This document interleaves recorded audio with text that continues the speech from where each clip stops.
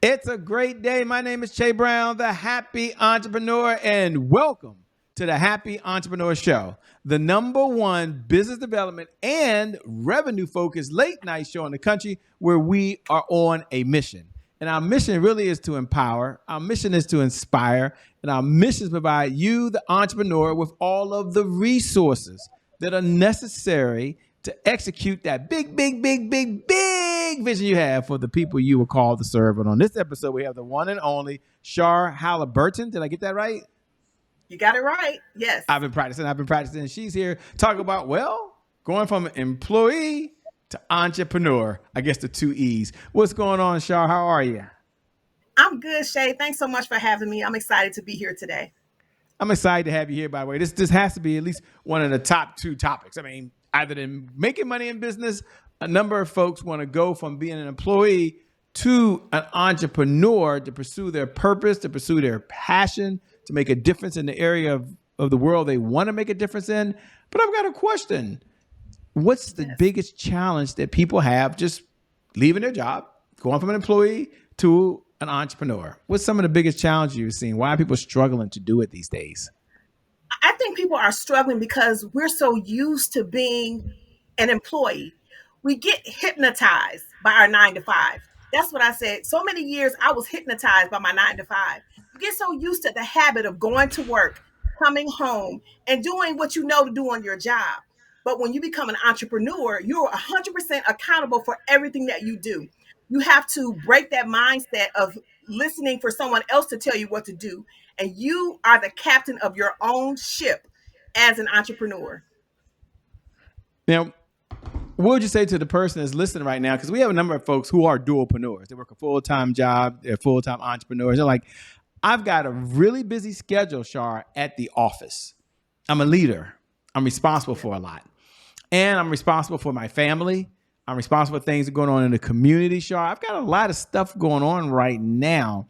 Before you talk to people who are struggling, what would you say to me who really wants to do it, and I'm doing the best I can, what's one or two or three things you recommend that I could do to kind of move it forward?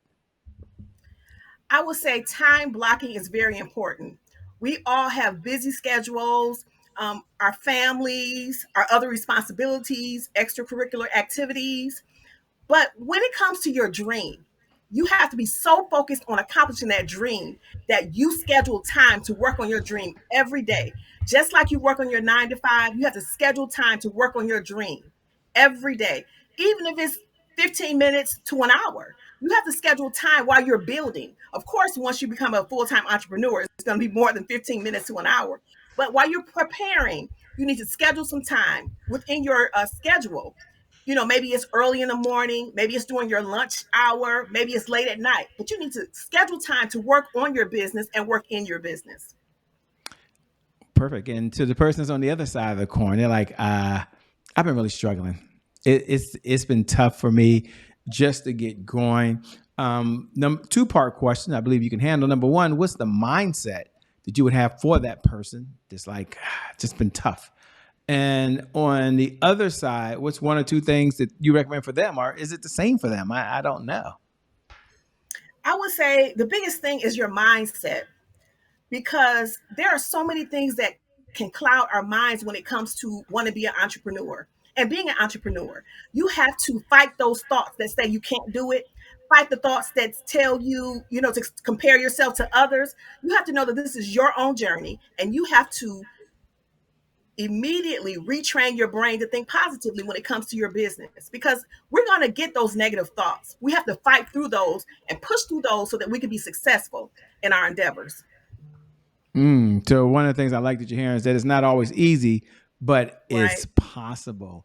They're listening right now and they're saying, Shay, she sounds great, but what's her backstory? Who's this person that's talking? Give her some time to tell us who she is, her journey, and then what was the defining moment that led her to doing what she's doing now? Wow, that's a very loaded question. So I am a dual entrepreneur. I'm a dual person as well. I am still working in my 9 to 5, but as I'm working in my 9 to 5, I'm building my business. So for so many years, I had a goal to become an entrepreneur, but like I said before, I got hypnotized by my 9 to 5. I let my everyday duties, everyday life get in the way of following my dreams. A lot of that was mindset. And so we have to realize what we want to do in life, and we have to take time and write out our plan. We have to put our plan in writing, and we have to overcome those obstacles that stop us from achieving our goals.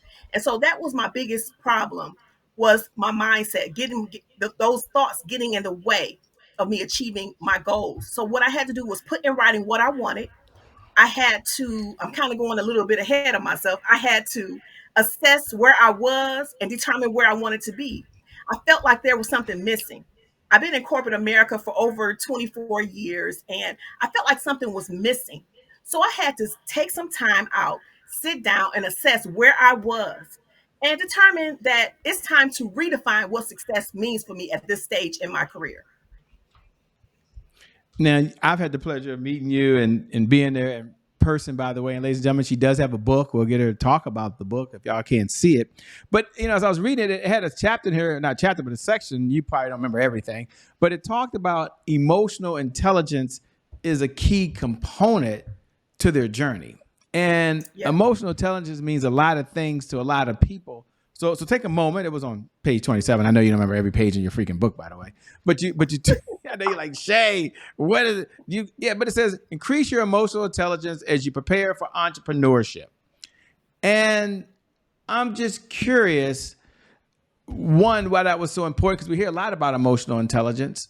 And so we'd like to have your view on the world, what people need to think about emotional intelligence as they're embarking on their journey to be a full-time entrepreneur. Right. So emotional intelligence to me is being able to analyze how you feel and not let that stop you from achieving your goals, because feelings are just feelings, right? Feelings don't mean that you can't accomplish your goals and dreams. So you have to make sure that you have that you are strong and resilient, and you can get past all of those negative thoughts like procrastination or self-doubt. You have to be able to control your feelings and do the work even though you don't feel like it. You have to overcome those things that stop you, even though you don't feel like it. Even though one day you could have a bad day and you feel like, oh, I can't do this, or all those negative things are clouding your mind, you have to know how to act. Even though those thoughts are going on in your head, you have to know how to still go from step one to step two and move forward. Even though you feel those days where you don't feel like, you just don't feel like yourself, right? You have to fight through those negative thoughts and, still do the work to accomplish your goals. Good answer. And for those folks that wondered, I get a signed copy. The answer is yes, I did get a signed copy, and I have two signed copies of her book, by the way. Talk to the person that has a feeling of guilt. I know one of her other books, lady, she's also talking about skyrocket to success, is all around refocus, reposition, and reclaim your purpose. And what would you say to the person that says, Shar, I had a full-time gig. I went out into the entrepreneurship full-time. I had to come back to my full-time gig for whatever the reason is. It's not a good thing or bad thing. It just is what it is. I'm not judging you.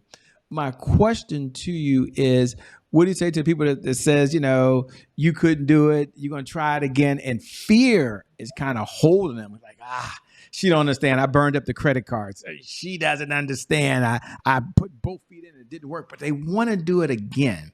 So here's the question that folks want to know what her question is. Question is, what do you say to that person that had to refocus, reposition, and reclaim their purpose? How do they get restarted again? You got to get started from square one. You have to give yourself grace. Okay. We have to know that perfection is not required. That was a big issue that I had. Everything had to be perfect in order for me to move forward, right? But you don't learn through being perfect, because what you do is you're at a standstill. So, what I would say is give yourself grace, brush yourself off, and start over again. There's a time and season for everything. I would say keep going, but I would say give yourself grace and know what you want to do, what you want to accomplish, and move forward. But take the time for yourself. Sometimes you need to take a step back and refocus and redetermine what's important to you. Once you determine what's important to you, you have to write out your plan, put your plan in writing, and do step by step to accomplish your goal. And sometimes you can't do it alone. Well, I would say most times you can't do it alone. You have to get mentors and coaches to help push you to that next level. Yeah, because in that book, and I like it, 'cause I like the whole part about refocusing, starting over again, getting going, but not feeling shame. Because I was at an event, not gonna mention where I was, and it seemed as though the individuals who were on stage were trying to kind of saying, "Well, if you got a job, something's wrong with that." And I guess my question is, what do you feel about people, and you're one of them, being a 9 to 5 millionaire? Like they can still work their full time job and still be an entrepreneur, as you're saying. But yet, you hear that negativity, like, well, you just, you're not doing it, just leave, just go out there, don't have a plan. It felt like the folks there were like, oh my gosh, I'm doing something wrong. And I don't think that's right. What are your thoughts? I think that you can be a 9 to 5 millionaire. You can love your job and love being an entrepreneur. Is that an oxymoron or is that possible? That is possible. This is the thing. When you're in business, there are so many up and downs in business. It's like you're riding a roller coaster, right? If you want to maintain stability, I would say keep your 9 to 5 until you can't keep it anymore. That's what I'm doing. I'm keeping my 9 to 5 until it's just like I can't handle this anymore. I can't handle both of these worlds, right? So because that gives you stability again, because roads are up and down when you first start out. One month you might have a good month, you may have a 10K month. The next month you may have 2,000, or you may have 500. It's just up and down until you find some stability in your income and your earning. I would say keep your 9 to 5.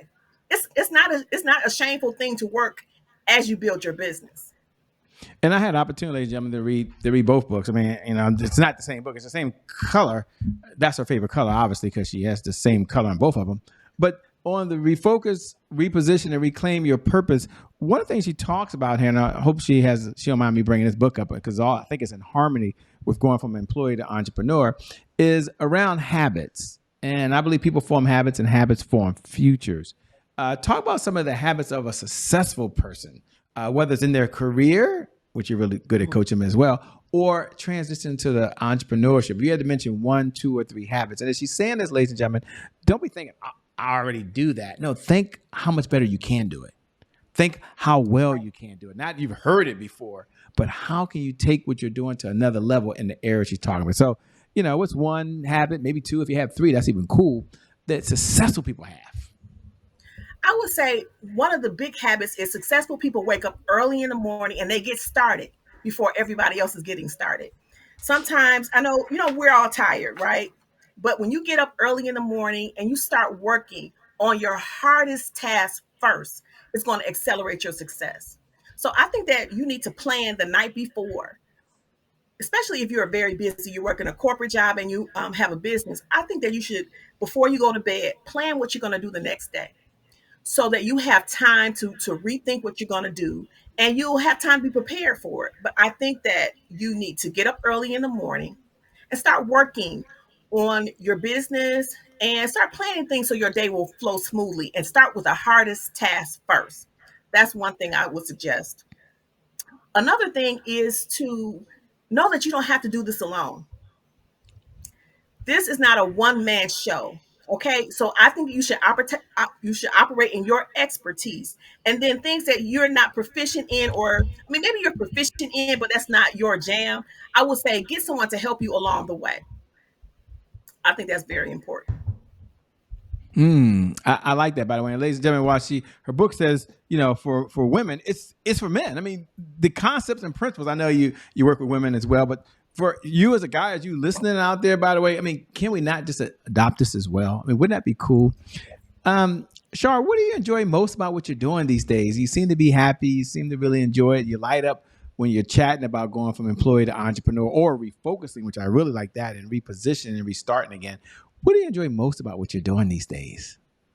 I enjoy just seeing somebody having a goal to become an entrepreneur, but they may be scared.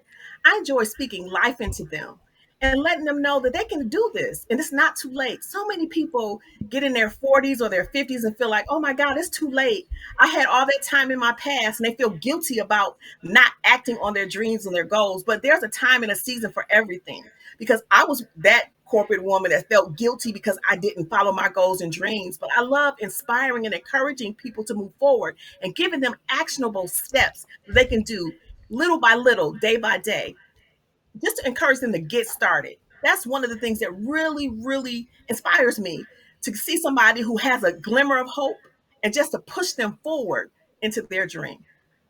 Yeah, as you were talking and we're all listening, they're like, whoa, Shay, her life's been perfect. I mean, she's spot on. We do have a segment. We're transitioning to a segment called Today is My January 1st. Now, for those folks that wait till every night, 11 p.m. Eastern Standard Time, you wait for this moment to be able to say those magical words. Today is my January 1st. You can go and say that now. That feels good, doesn't it? And for everyone else, this is your Today very is first my time. We January want to 1st. welcome you to the Happy Entrepreneur Show. We're so glad you're here. Today is my January 1st is our personal mantra. It represents a fresh start. It represents a do-over. It means our past, no matter how dark and gloomy that past is or how bright and sunny that past is, the past no longer equals the future. And so my question for Shar on the other side is that when you hear those words, today is my January 1st, what do you hear?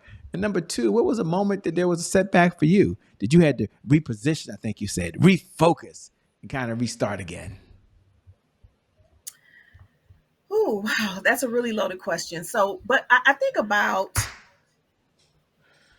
just feeling like I was at a standstill. When I first started my publishing business, I'm a publisher. I was feeling, again, just that thing that everything had to be perfect. That was my biggest thing. I procrastinated because I felt like everything had to be right before I moved forward.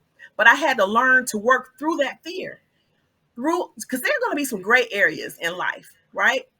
You're not going to learn by just, staying there stuck, right? You have to push yourself past all those obstacles to achieve your goals. So what I would say is, act, even though it's not perfect, because you learn through failure. You learn what you can't do, and you learn creative ways to accomplish your goals. So if you're scared, I would say still try it out, because if you don't try, you'll never know how you can be successful.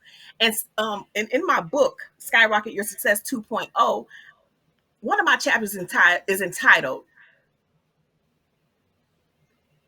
Being Scared is No Longer an Excuse. You have to move forward. You can't, being stuck is no longer an excuse. You can't just say I'm stuck and not do anything. You have to find some way to move forward, because there's so many goals that you want to accomplish. There's so many mentors and coaches that can help you. Being stuck is no longer an excuse. You just can't say you're stuck and just stay there forever if you want to achieve your goals. I love that. And another part of that you mentioned, I think is so spot on. As you say, it's never too late to start. Right. And, sometimes folks, myself, I know I've been guilty, and I'm probably the only one of, looking at the small starts and thinking, oh, I'm never going to get there. Like it's just one person, one sale, one book. Take a moment and talk about why that was the subtitle. I mean, she mentioned that's like my second all-time part in there, by the way. I know you said you can always go on, but you're like, it's never too late to get started. Why did you say it's never too late? I like the part about being stuck. I like that. Yeah. But for me, I have my AARP card now, by the way. I know I'm the only one watching that has my AARP card. There's so many of y'all young, youthful folks out there. But that kind of encouraged me. I mean, I have the book on my desk. I don't have the book here, lady. I wish I could show you my desk. I only have about 3 books on here. I don't have the book here just because she's on here today, by the way. That one resonated with me. So I'm curious, why'd you have that for the subtitle underneath that? You said being stuck, and underneath that was like, it's never too late to get started. Why was that so important? Because a lot of times people feel like it's too late for me. It's not too late for you. If you're still breathing, it's not too late for you, no matter how old you are. I was reading something. There are so many people that got started later in life. I believe like Vera Wayne got started later in life. She's a designer. There were some other people that got started later in life. It's not too late. If you still have that hope, that glimmer, that deep down inside of you, just that dream that you want to accomplish, push forward. I felt for so many years, I felt empty because I was feeling like I was supposed to be doing more. When you feel that you're supposed to be doing more, you are supposed to be doing more. And you have to start pushing yourself into your destiny, step by step, day by day. Start with one thing. And as you start, God's going to have people show up in your life to take you to the next level. Don't be afraid and stay stuck. Get started. People are going to show up to help you with every phase of your journey. I love it. My mentor always says, when's the best time to plant a tree, Shay Brown? I'm always like, Today. Oh no, yeah. When was the best time to plant a tree? 10 years ago. When's the next time, best time to plant a tree? Right now. So now is the Right. time for many of you. It's 9 o'clock time. You can get started. One of the favorite questions I like to ask is, what's one of the best pieces of advice that maybe you've ever been given? You've written books, you've published books, you've watched probably more videos than anyone can probably remember these days. I don't know how many YouTube reels you've seen, by the way. But what's one of the best pieces of advice you've ever been given, and why, that you would want to share with the audiences out there? And the audience, I want to let you know, she's had a lot of mentors. Okay, so she's going to go out there and grab something. This is not coming down off the mountaintop, as I like to say, with the 10 Commandments. This is her heart to your heart. So go ahead, share with us, please. The biggest advice is, I probably mentioned it before, you don't have to do this alone. There are so many people that are willing to help you, and you have to invest in yourself. That was the biggest thing. Invest in yourself, because if you don't invest in yourself, why would someone invest in you or the offerings that you have? You have to invest in yourself, and you have to continually develop yourself through personal development, through coaching, through reading, through listening to podcasts. But you have to invest in yourself, time or either money, because in order to grow, you have to plant and you have to water that seed so that you can grow. You just can't have an idea and think that's it. You have to invest in yourself through coaching. That is one of the things that I have invested in coaching. I have several coaches that I've had since I started this entrepreneurial journey, but you have to invest in yourself so you can keep growing. You have to keep learning, because you won't grow if you think you know everything. I love it. If a person said, that's spot on, I'm all in, and they're thinking, what's one? And I know we come down the home stretch, but, and ladies and gentlemen, she didn't give me a list of questions. We were able just to have a conversation, which is kind of cool. What's one, two, or three things that you look for when you're looking for someone to work with you? Let's say, or someone should take in consideration. I'll say it like that, because they're like, okay, I'm willing to do that, but what does she look for when she's looking for a mentor or a consultant that she's willing to write a check for? Is there one or two things that she looks for that I can take away as a good measurement for me as well, as a best practice? What would it be, and why? One thing I look for when I'm looking for a coach is I want to look for people who have been successful working with that coach. First of all, I look for someone that's successful in the niche that I'm looking to achieve in. So I'm going to look at the person, I'm going to listen to their lives. Like if they have videos, I'm going to go to their YouTube channel, I'm going to research them on the internet. And then I'm going to look for people who have worked with that coach and who have been successful because they work with that coach. Those are two things that I think is very important when you're looking for a coach to help you go to the next level. Well said. What do you do for fun when you're not out saving the world, writing books and publishing books? What do you do in your spare time? Well, what I do for fun, I love to travel, but I haven't traveled in some years. But I plan to get back into traveling the next couple of years. I love to travel. I love to go to new places and just relax. I love to shop for different accessories that you don't see with everyday people. So I like to do some hunting when it comes to certain things, and just have fun with my family and friends. Go out to eat, watch movies, just the everyday thing. But I do like to travel. That's kind of cool, by the way. Is there any place on your bucket list to travel to? I mean, I'm just curious. I'm just curious. Is there one little place you're like, you know what? When the time comes, I'm gonna check this box here. I do want to go to Dubai. I do want to travel to Dubai. Dubai. Yeah. Then I'll meet you in Dubai. I don't have a dream of going to Dubai, but we may meet each other in Dubai one day. Isn't that kind of cool? Right. That's kind of exciting. As we come down the home stretch, last two questions. Number one, what type of clients is your firm looking to work with these days, if any?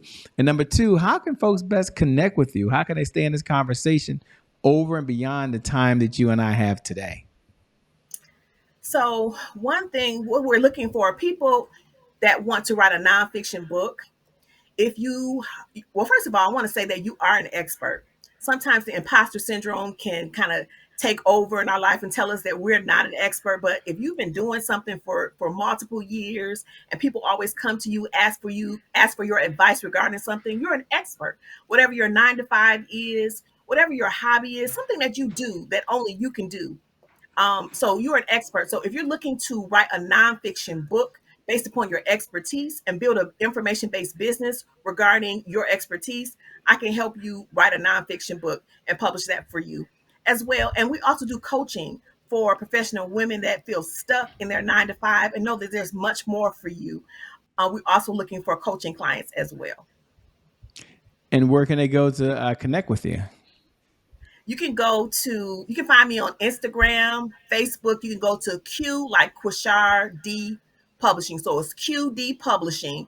Find me on Instagram. You can also send me an email at hello@sharhalliburton.com. It's hello at SHARHalliburton.com. Hello@sharhalliburton.com. Hello, Shar, and hello, Shar Bolton. I mean, Halliburton.com. I love it, man. That's kind of cool. Thanks so much for being on the Happy Entrepreneur Show. We appreciate it. Can't wait to have you back. Thank you so much. Thanks for having me. And thank you. Thank you to viewers. Thank you for tuning in, because without you, well, we don't have a show. So we appreciate you. Appreciate you showing up. Yes, we love it when you hit the like button, but we really jump up and down and we really applaud. We really get excited when we hit that share button. When you pay this message forward to another community where they too can benefit from this message and they can have a better life, a better career, and really achieve their purpose, which is what Shar talked about this evening. And I never get tired of reminding you at 11 p.m. Eastern Standard Time, every night, that as you're watching right now, you are a world changer. You're a game changer. You're already a super successful person. I love how Shar put that. You're already a super successful person at whatever you do. And as you're watching, I believe today is your January 1st, because of just that one reason. Your best is still yet to come. They ain't seen it yet. Your best is yet to come. Your best is yet to come. With that being said, my name, it hasn't changed. It's still Che Brown, the Happy Entrepreneur. Make it a great day, everyone, and we'll make some good things happen. We connect again next time. God bless, and we wish you success. Thanks a lot, Shar. Peace, everybody. Thank you.